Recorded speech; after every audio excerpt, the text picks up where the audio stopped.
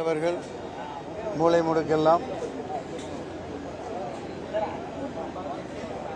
மாடிகளில் கோட்டை கொத்தளங்கள் போன்று ஸ்டுடியோக்களில் எடுக்கப்பட்டு கொண்டிருந்த சினிமாவை மூளை முடுக்கெல்லாம் ஓலை குடிசை காடு கழனி எல்லாம் கொண்டு சேர்த்தவர். மண் வாசனை மிக்க படங்களை தந்த இந்தியாவின் புகழ்மிக்க நமது மண்ணை சேர்ந்த தந்தை போன்ற நம் திரை உலகுக்கு வழிவகுத்த திருமிகு பத்மஸ்ரீ டாக்டர் பாரதி ராஜா அவர்கள் என்று நம்மிடையே இல்லை. அவருடைய குமாரன் மனோஜ் அவர்கள் கதாநாயகன் இறந்துவிட்ட பொழுது அவர் மிகவும் மனது ஒடிந்து போயிருந்தார்.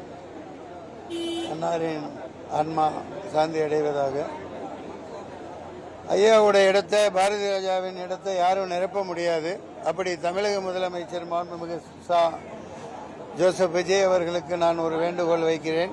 இதன் மூலம் பாரதி ராஜாவின் வழியில் எளிமையாக மண் வாசனை மிக்க படம் எடுக்கும் இளைஞர்களை ஊக்குவித்து புதிய இயக்குநர்கள் இந்த வழியில் எடுப்பவர்களுக்கு வருடத்திற்கு 10 படமோ 6 படமோ அரசு முழு உதவியும் செய்து இவர் வழியில் தமிழ்நாட்டின் தமிழ் வளத்தின் நம் இனத்தின் மண் வாசனை போன்ற ஒரு அற்புதமான படைப்புகளை தயாரிக்க அன்னார் பாரதி ராஜா அவர்களின் பெயரில் தமிழ்நாடு அரசு முழு உதவி ஒரு கோடி என்றால் 1 கோடி, 2 என்றால் 2, அந்த மாதிரி ஒரு பண உதவி முழுமையாக செய்து புதியவர்களை இவர் விருதை அறிவித்து ஆரம்பிக்குமாறு நான் தாழ்மையுடன் கேட்டுக்கொள்கிறேன் தமிழக அரசை. நன்றியோடு வணக்கம்.